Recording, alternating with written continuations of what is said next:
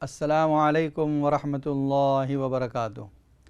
नाज़रीन किराम, इस वक्त आप देख रहे हैं इक़रा टीवी पर लाइव Q&A का प्रोग्राम। मुफ्ती मोहम्मद अशफाक आपकी खिदमत में हाजिर हैं। प्रोग्राम का ये दूसरा हिस्सा भी सवाल जवाब पर मुश्तमिल है।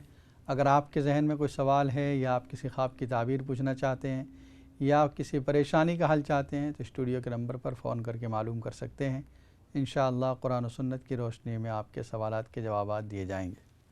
एक कॉलर लाइन पर मौजूद है। अस्सलामु अलैकुम वरहमतुल्लाहि वबरकातुहू। वालेकुम सलाम रहमतुल्लाहि वबरकातुहू। जी मुफ्ती साहब, ये थोड़ा पुराना है मेरा ख्वाब। जी जी। अब तो वो मकान नहीं रहा, मैं अपनी नानी के पास रहती थी। कितने साल लेकिन पुराना है? मेरे ख्याल में 2 साल डेढ़ साल हो गया। अच्छा ठीक है, बताइए। तो अभी तो वो मकान भी नहीं रहा और ना मेरी नानी माँ रही हैं। और जो इनके साथ जो कुछ एक दो हमारी नेबर थी वो कुछ होती थी। जैसे मैं कुछ सफाई कर रही थी घर की और वो जो सारे जो गुजर गए हैं वो जैसे बस में सवार हैं। अच्छा। और बस जैसे नॉर्मल बस नहीं है, उड़ने वाली बस है। तो उसमें सवार हैं और मुझे बोलते हैं कि आजा आजा जल्दी से, मेरा नाम लेके मुझे बुला रही है ना। तो मैं कहती हूँ नहीं नहीं, मुझे सफाई करनी है, पहले मैं सफाई तो कर लूँ फिर बाद में आ जाऊंगी। अच्छा, बस फिर मेरी आँख खुल जाती है। तो नानी का इंतकाल हो गया? नानी का भी, और जो हमारी नेबर थी आयशा नानी, दोनों वो उनको तीनों को मैंने देखा। अच्छा। तो वो मुझे बुला रहे थे कि जल्दी से आ जा जल्दी से आ जा ना। और फिर दूसरा ख्वाब है, जैसे मुझे मुझे मैं 2-3 दफ़ा गई हूँ उम्रे के लिए, हज के लिए, लेकिन मैं हिजर असवद के पास नहीं जा सकी ना। पिछली दफ़ा भी बहुत कोशिश की लेकिन नहीं जा सकी। तो बस जब भी मुझे फीलिंग होता है कि मैं कभी हिजर असवद के पास जाऊँ, तो एक दफ़ा मैं सोई तो मुझे जैसे काबे का तवाफ़ कर रही हूँ मैं, कि तवाफ़ करते करते मैं अल्हम्दुलिल्लाह पहुँच तो जाती हूँ वहाँ पर हिजर असवद के पास, लेकिन बिल्कुल पास पहुँचती हूँ, देख भी लेती हूँ, लेकिन पाँव में कोई चीज़ आती है तो मुझे ठोकर लगती है और मैं उसी जो पत्थर के ऊपर जो मेटल बना हुआ है ना, जी जी, वो लगता है मेरे सर पर और जैसे खून निकलता है और मेरी आखिरी सांस होती है ये। अल्लाह। तो इसका मुझे नहीं समझ आती कि क्या है मतलब। ठीक है, इंशाअल्लाह ये बताएं। बहुत शुक्रिया। अस्सलाम वालेकुम। वालेकुम अस्सलाम वरहमतुल्लाह। और एक कॉल को शामिल करते हैं। अस्सलामु अलैकुम वरहमतुल्लाहि वबरकातुहू। अस्सलाम वालेकुम। वालेकुम अस्सलाम। जी मुफ्ती साहब, हमें रात को ख्वाब में देखा है जी। मेरे घर पुलिस आई थी और मेरे दोनों बेटे थे, उनको उन्होंने पोल लिया, बांध लिया, बेड में बैठे हुए थे दोनों बेटों को? दोनों बेटों को। फिर मैं उनको जरा ना, मैं जाती हूँ ऊपर से, उनको बोलती हूँ जे मुझे मेरे बेटे को न बोलो। मैं उनको जरा मिन्नतें करती हूँ, पर ऐसे होता था। फिर वो बाहर चले गए और मेरी आंख खुल गई। बेटे कितने बड़े हैं आपके? एक 20 का है, एक 23 साल का है। ठीक है, इंशाल्लाह बता दें। अच्छा, अस्सलाम वालेकुम। नेक्स्ट कॉल की तरफ चलते हैं। अस्सलामु अलैकुम वरहमतुल्लाहि वबरकातुहू। अस्सलाम वालेकुम मुफ्ती साहब, क्या हाल है? ठीक है अल्हम्दुलिल्लाह, आप ठीक हैं? जी, अल्लाह का शुक्र। मैंने ख्वाब की ताबीर पूछनी थी। और जी, ये क्या ऐसा है देखा? कि मेरी एक बहुत जानने वाली है, उनके घर में बहुत प्रॉब्लम और परेशानी चल रही है। उनका बेटा है, उसकी शादी को 15 साल हो गए हैं। तो वो उसकी बीवी घर से सामान सारा कुछ जेवरात और जो कुछ है लेके चली गई है। बच्चे भी बड़े बड़े हैं, 14 साल का है बच्चा और बेटी जो है वो 9 साल की है। तो वो इस तरह चली गई हैं। तो उसके बारे में इस्तिखारा किया मेरे बेटे ने कि मैं अब इसको इस्लामी तलाक दे दूं या ना दे दूं या क्या करूं।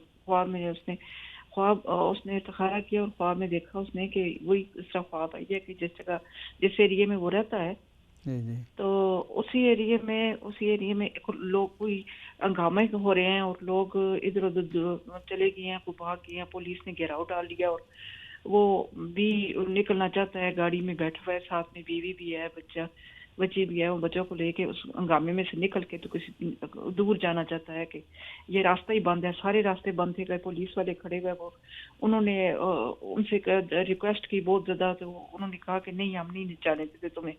وہ اس نے کھولا، انہوں نے گاڑی کھولی کہ ہم چیکنگ کرتے ہیں تمہارے پاس کیا ہے کیا نہیں. انہوں نے دیکھا کہ اس کے کپڑے پڑے تھے، وہ چیک کر رہے ہیں، کبھی یہ پسند آ جاتا ہے ان کو دوسرا کہ یہ کپڑے ہمیں دے دو، یہ کرو.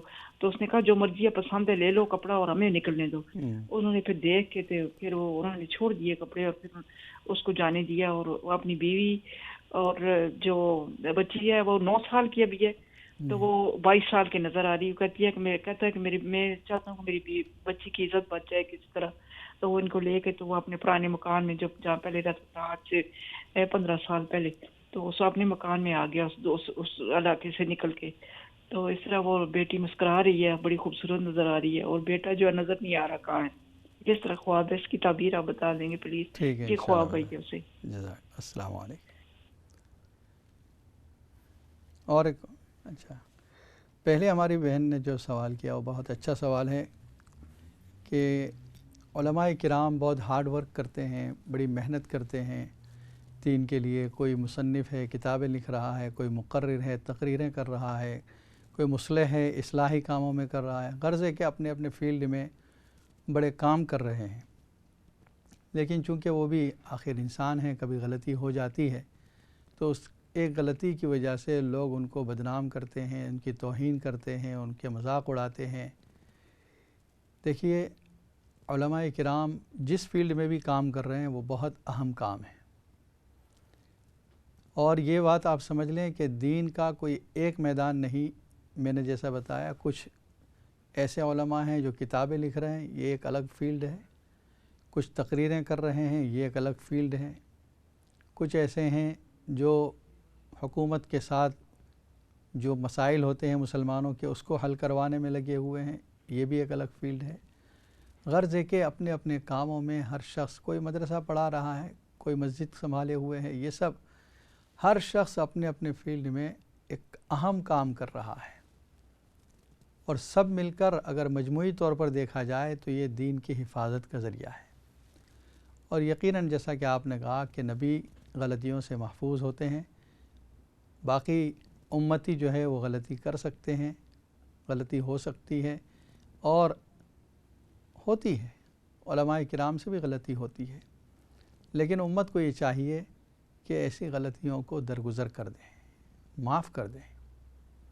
نماز کے اندر جب امام نماز پڑھاتا ہے اور کوئی سہو ہوتا ہے، کوئی غلطی ہوتی ہے، اس وقت حکم کیا ہے؟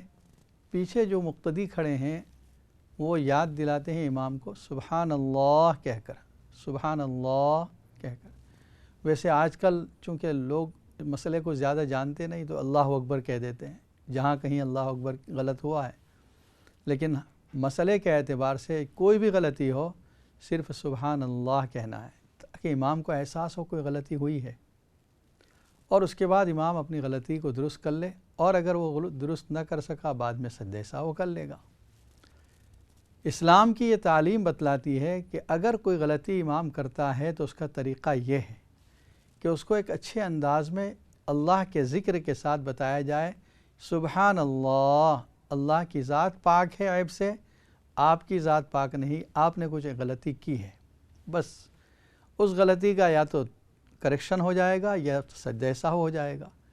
یہ نہیں کہا کہ نماز کے بعد کھڑے رہ کر امام کو رسوا کیا جائے کہ آپ نے کیسی نماز پڑھائی، آپ کو اتنا بھی دھیان نہیں رہتا، آپ کا دھیان کہاں گھومتا ہے. یہ سب باتیں کرنے کا حکم نہیں دیا گیا. صرف اللہ کے ذکر کے ساتھ اس کو یاد دہانی کرائی جائے، یہ کام ہے. اور غلطی کے ازالے کے طور پر دو سجدے کر لیے جائیں، یہ ختم.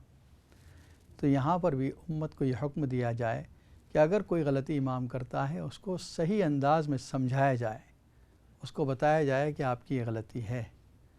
اگر امام اس کے بعد اپنی غلطی سے رجوع کر لیتا ہے، پھر صحیح راستے پر آ جاتا ہے تو پھر اس کی عزت کی جائے. حضرت تھانوی رحمۃ اللہ علیہ نے ایک جگہ فرمایا ہے کہ جو شخص علماء کی عزت نہیں کرتا، ان کی توہین کرتا ہے، قبر میں اس کا چہرہ قبلے کی طرف سے پھیر دیا جاتا ہے.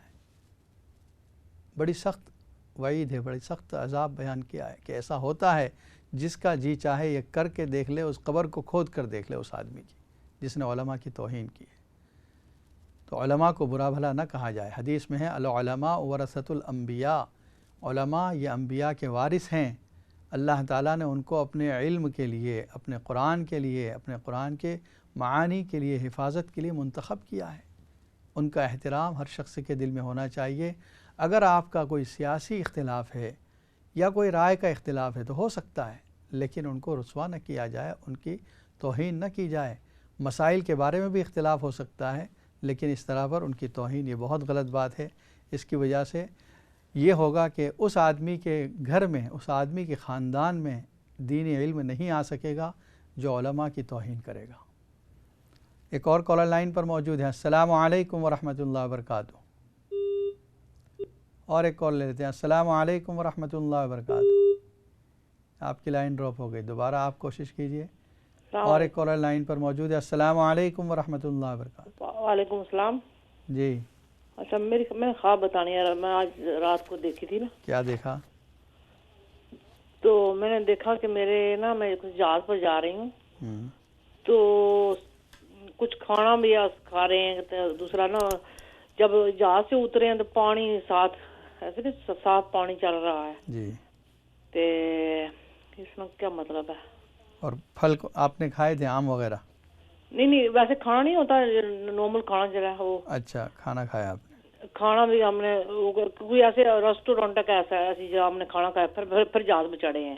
اچھا ٹھیک ہے، پھر انشاءاللہ جہاز سے اترے ہیں، پھر پانی دیکھ رہی ہوں نا، سمندر ایسے نہیں کوئی پتہ لگا سمندر ہے، ساتھ ساتھ میں ٹور رہی ہوں ادھر نا۔ جی جی، کہتی ہوں میرے بیٹے ہیں، میں کہتی ہوں ایسے گزر کے نا ہم گھر چلے جائیں۔ پھر میرے فادر فوت ہو گئے نا، انہوں نے فون کی، وہ بھی اسی جہاز میں تھے نا، تو وہ پھر اپنی بہو کے ساتھ پھر مجھے فون کرتے ہیں آپ گھر پہنچ گئے، میں ہم پہنچ گئے نا۔ ٹھیک ہے، انشاءاللہ بتاتے ہیں۔ السلام علیکم۔ اور ایک کال لے لیتے ہیں۔ السلام علیکم ورحمۃ اللہ وبرکاتہ۔ آپ کی لائن ڈراپ ہو گئی، دوبارہ کوشش کیجیے۔ اچھا، مسئلہ پوچھا تھا ہماری بہن نے، جو ہو گیا وہ مسئلہ، بھائی کو رقم دینے کے مسئلہ۔ تو اگر اللہ نے آپ کو دیا ہے، اپنے بھائی پر احسان کر سکتی ہیں تو آپ دے دیں، اور قرض کی بھی نیت نہ رکھیں بلکہ عطیہ کی نیت رکھیں۔ دوسرا، ہماری ایک بہن نے یہ سوال کیا کہ 3 سال پہلے ان کے شوہر کا انتقال ہو گیا تھا۔ انہوں نے دیکھا کہ ان کے بھائی کے ساتھ شوہر آئے ہیں اور کوئی چیز مرحوم دینے کے لیے آئے ہیں، بھائی نے یہ کہا، لیکن پھر وہ چلے گئے، کوئی چیز دی نہیں۔ دیکھیے، میت سے لینا جو ہے یہ تو اچھا ہے، میت کو دینا اچھا نہیں ہے۔ تو میت اگر کوئی چیز دینے کے لیے آئے ہیں، اس کا مطلب کوئی خیر کی بات ہے، کوئی اچھائی کی بات ہے جو آپ کو ملنے والی ہے۔ ایک کالر لائن پر موجود ہے۔ السلام علیکم ورحمۃ اللہ وبرکاتہ۔ اور ایک کالر لائن پر موجود ہے۔ السلام علیکم۔ وعلیکم السلام. Mulana, a couple of days ago I saw a dream. Yeah. And it was where my brother, he was in the attic, and the rest of us were downstairs. Mm-hmm. And all of a sudden he started screaming from the attic saying, get out of the house. Mm-hmm. And when we got upstairs, he was just like laying on the floor. Mm-hmm. And what he shouted, go outside? Yeah, he was shouting, go out of the house. Mm-hmm. And we got worried, so we went upstairs. So, what did you see? And then we saw that he was just laying on the floor. Okay. I will explain you. Assalamu alaikum. Okay.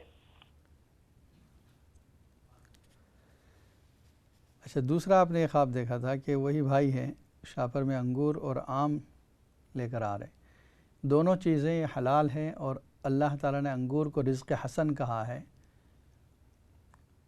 سورہ نحل کے اندر 14 پارے کے اندر اللہ تعالیٰ نے جہاں پر ذکر فرمایا انگور کا، فرمایا سکرن و رزقن حسنا، اچھا رزق ہے۔ تو اس سے بھی یہ معلوم ہوتا ہے کہ اللہ تعالیٰ آپ پر مالی اعتبار سے کوئی نعمت کو احسان فرمائیں گے۔ تیسرا جو خواب ہے کہ بارش ہو رہی ہے اور چھت سے پانی گر رہا ہے، یہ خواب میں تکلیف ہے، اس لیے کہ بارش کے موسم میں چھت کا ٹپکنا یہ اچھا نہیں ہوتا، کوئی تکلیف ہونے والی ہے۔ آپ کے شوہر نے آپ کو بہت سے پیسے دیے، ہو سکتا ہے کوئی ایسی جگہ سے آپ کو کوئی رقم مل جائے جس کا آپ سوچ بھی نہیں سکتے، اس لیے کہ شوہر آپ کا انتقال ہو چکا ان کا، اس جگہ پر پیسے نہیں ہیں لیکن پیسے دے رہا ہے آپ کو، اس کا مطلب عجیب و غریب جگہ سے، کوئی اسٹرینجر جگہ سے آپ کے پاس کوئی رقم آئے گی۔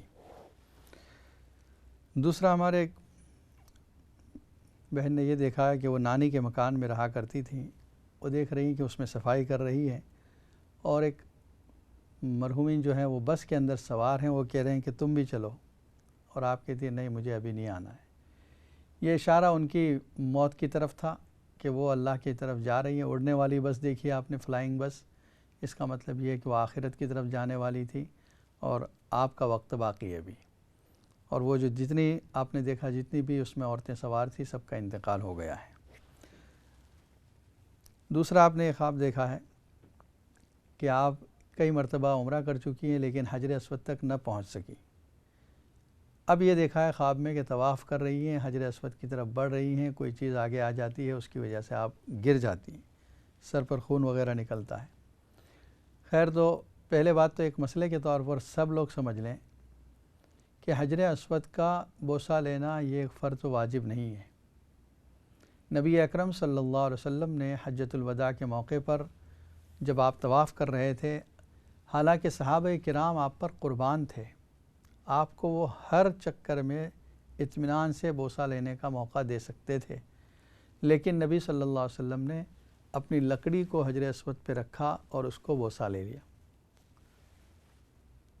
یہ ہماری آسانی کے لیے ہے۔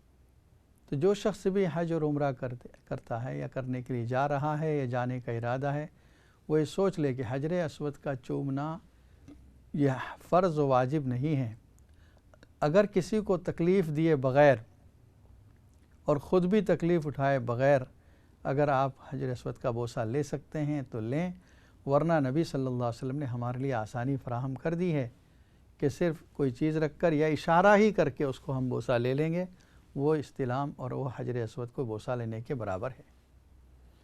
آپ نے جو یہ دیکھا ہے اس کا مطلب یہ ہے کہ آپ دوبارہ جائیں گی اور کچھ تکلیف سے ہی صحیح حجر اسود کا آپ کو بوسے کا موقع مل جائے گا۔